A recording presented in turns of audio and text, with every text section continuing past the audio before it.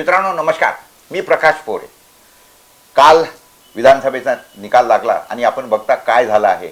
अगदी तुफान ज्याला म्हणतात ना तशा पद्धतीने आलं आणि याच्यामध्ये सगळ्या पार्ट्या उडून गेल्या कचरासारख्या.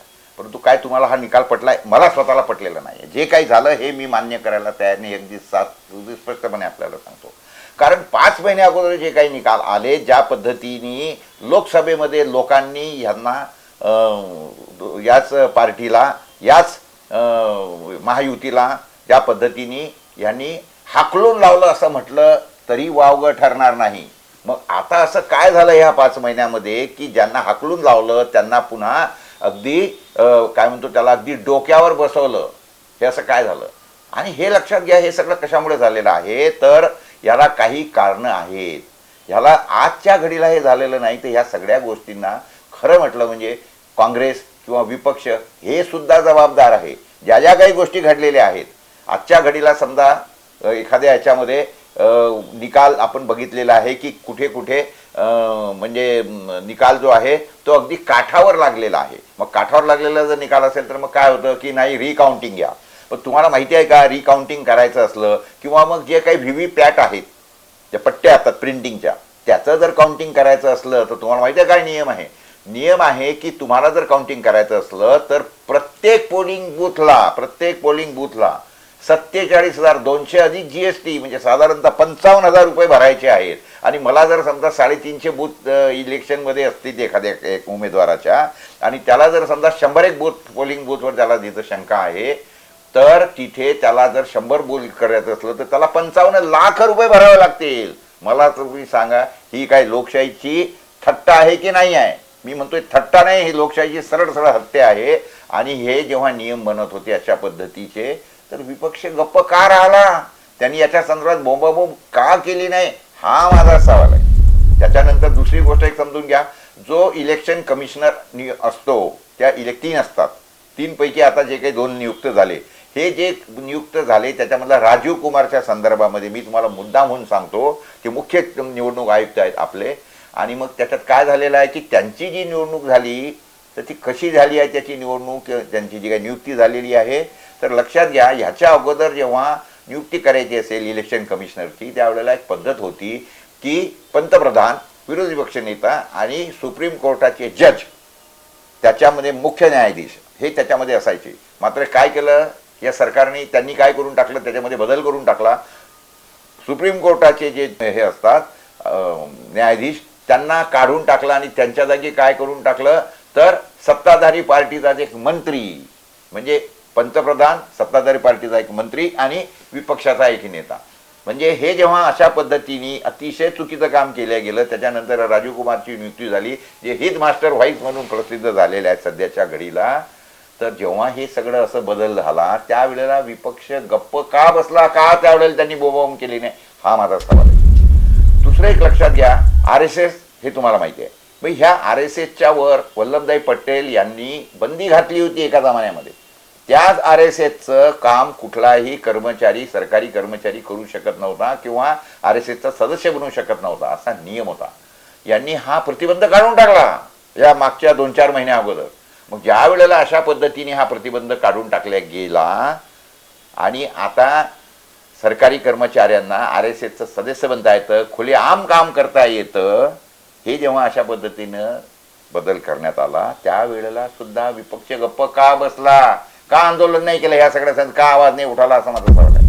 दुसरी गोष्ट, आजच्या घडीला आपण ज्या व्हीव्हीपॅटच्या संदर्भामध्ये किंवा EVM संदर्भामध्ये आपण बोलतो आहे, ह्या EVMच्या विरोधामध्ये वामन मेश्राम नावाचे एक अतिशय चांगले समाजसेवी आहे, त्यांचा एक मोठा राजकीय पक्ष आहे, त्यांनी सुद्धा या संदर्भामध्ये मोठं आंदोलन छेडलं. त्या आंदोलनामध्ये मी गेलो होतो स्वतः जंतर मंतरवर दिल्लीला.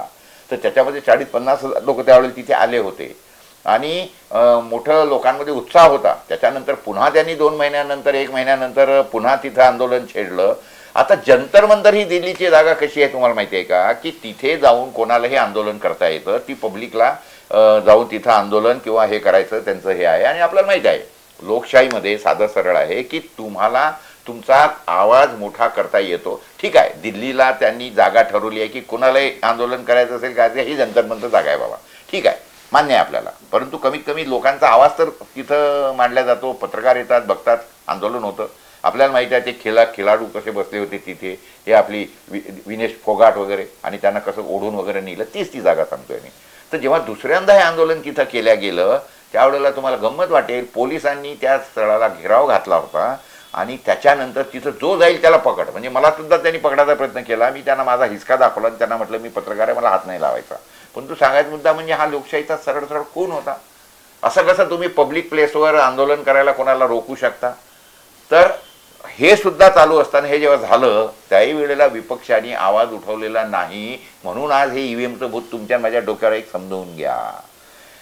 दुसरी गोष्ट एक लक्षात घ्या, मला या सगळ्या संदर्भामध्ये आश्चर्य वाटतं, महागाईचा जेव्हा विषय चालतो त्यावेळेला काँग्रेसची जी काही माणसं आहेत, अनेक नेते आहेत, ते म्हणतात महागाई फार वाढली, अमुक झालं तमुक झालं. एक नेता बोलत असताना म्हणाला, गोबी आणायला गेलो 120 रुपयाची गोबी होती हो.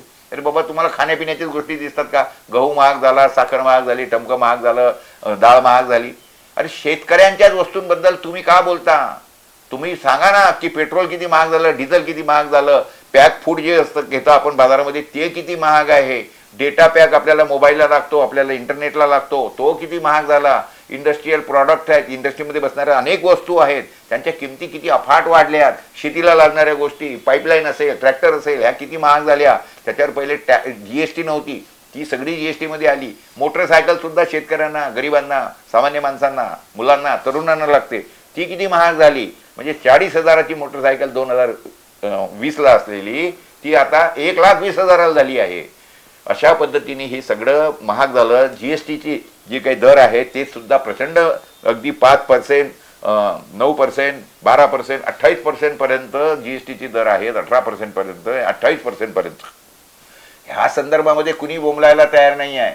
कृषी उत्पादनांवर कधीही टॅक्स नव्हता, कृषीला लागणाऱ्या गोष्टींवर कुठलाही टॅक्स नव्हता, खतांवर किंवा कीटकनाशकांवर, सीडवर, पण आता त्याच्यावर सुद्धा टॅक्स जीएसटी घ्यायला लागलेली आहे.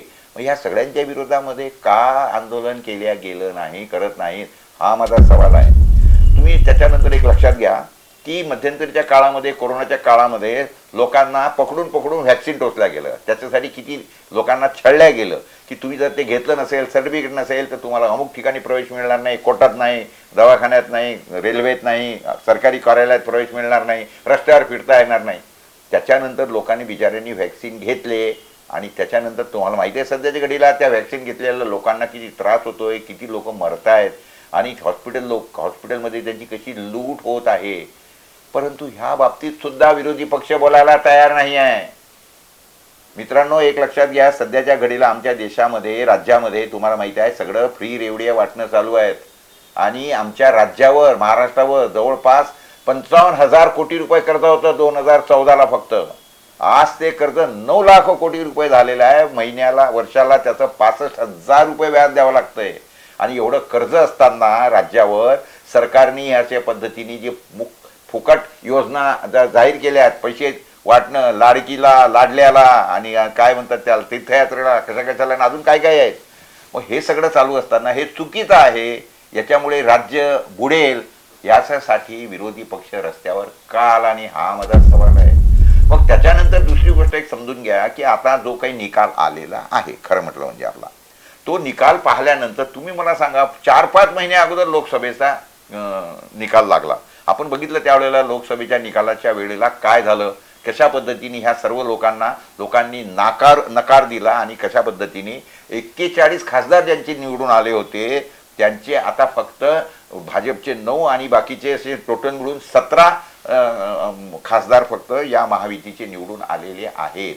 असं असताना ज्यांनी 5 महिन्या अगोदर त्यांना नकार दिला, ज्या पार्टीला, ज्या महायुतीला ज्यांनी नकार दिला, त्या महायुतीला आता त्यांनी अगदी डोक्यावर घेतलंय लोकांनी आणि त्यांना एवढं अगदी वादळासारखे ते आलेत. तुम्हाला हे पटतंय का? मला पटत नाही आहे, अजिबात पटत नाही, कोणालाच पटत नाही. मी ज्यांना भेटलो प्रत्येकाला विचारलं तर नाही, अजिबात नाही. अहो, भाजपचे लोक सुद्धा म्हणतात की हो हा फारच झालं, हो असं कसं झालं, आम्हालाही फार आश्चर्य वाटायला लागलेलं आहे. तर अशा वेळेला साधं आणि सरळ आहे माझं असं म्हणणं आहे की हे सगळेजण म्हणतात की आम्हाला हा मंजूर नाही. संजय राऊत म्हणतात, बाकीचे सगळे म्हणतात की आम्हाला विश्वास बसत नाही, आम्हाला मंजूर नाही ना. मग एवढं नुसतं बोलून थांबणार आहात का तुम्ही?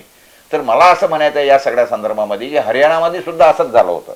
अगदी जिथं हरियाणामध्ये शेतकरी रस्त्यावर बसला त्या मुली तिथल्या खेळाडू मुलींनी केवढं आंदोलन केलं, तिथं किती विरोधी वातावरण होतं, शेतकऱ्यांचे केवढे आंदोलनं, किती मेले बिचारे. असं असताना त्या हरियाणामध्ये एवढा सगळा त्यांचा विरोध असताना सुद्धा तिथे सुद्धा अशाच पद्धतीने भाजप किंवा युती अशा पद्धतीने तिथं निवडून आली, जे सुद्धा अनाकलनी होतं. मग आणि तिथे सुद्धा असंच म्हटलं गेलं की बा आम्हाला हे मंजूर नाही, हमको पट्टाही नाही आहे, ये रिझल्टही पट्टा नाही आहे.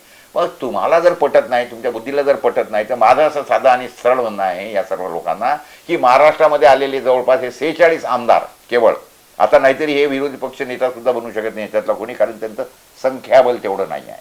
मग आता हरियाणाचे 38 आणि महाराष्ट्राचे 46 मिळून 84 आमदार या सगळ्या लोकांनी म्हणजे राजीनामे द्यावेत आणि रस्त्यावर उतरावं आणि सरकारला म्हणावं की आम्हाला हे मंजूर नाही, तुम्ही पुन्हा निवडणुका घ्या, अन्यथा आम्ही आता तुमचा कारभार चालू देणार नाही, लोकांना सोबत घ्या, जनता तुमच्या सोबत येईल, हे मी तुम्हाला इथे सांगतो. आणि या सगळ्या संदर्भामध्ये लोकांनी सुद्धा या सगळ्या गोष्टी बाबी समजून घेऊन या सगळ्या गोष्टीला लोकशाही वाचवण्यासाठी पुढे यावं, एवढं बोलतो, आपली रजा घेतो. धन्यवाद. मी प्रकाश पोरे. नमस्कार. ठळक घडामोडींसाठी देशोन्नती न्यूज चॅनलला सबस्क्राईब करा आणि बेल आयकॉन प्रेस करा. मुंबई, पुणे, नागपूर, मराठवाडा असो का विदर्भ, राजकीय, सामाजिक, शैक्षणिक क्षेत्र असो का क्रीडा, सर्वच घडामोडीचे विश्लेषण पाहायला विसरू नका. फक्त देशोन्नती न्यूजवर.